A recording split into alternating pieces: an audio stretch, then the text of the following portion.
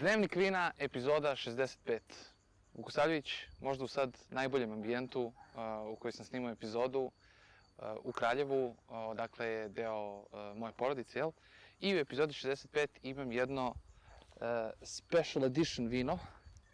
U pitanju je carska vina limited edition Žilovka 2018.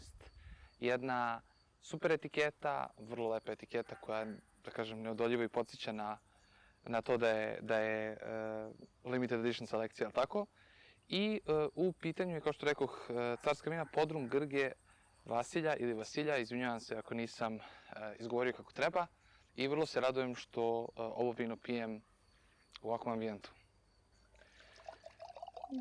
Kao što možemo da vidimo, jedna zlatna, fina nijansa zlatne boje, limunasta boja, baš onako lepa, primamljiva, letnja.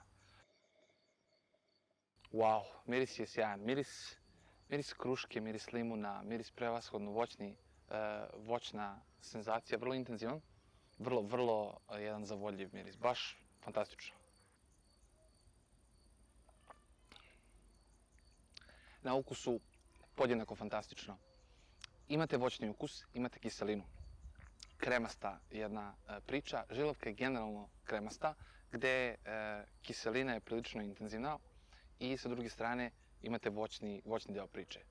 Carska vina vam donosi jednu hrabru kiselinu koju zaista primećujete da je tu, ali sa druge strane ona nije napadna. Vrlo je fino izbalansirana sa ovom voćnom pričom.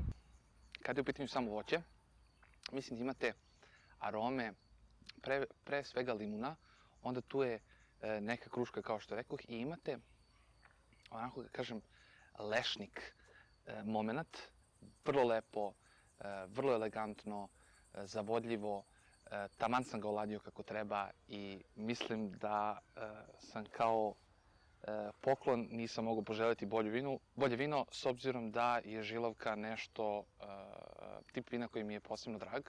Prva liga ljudi, svaka čast i puno hvala za osobu koja mi je ovo donela kao poklon.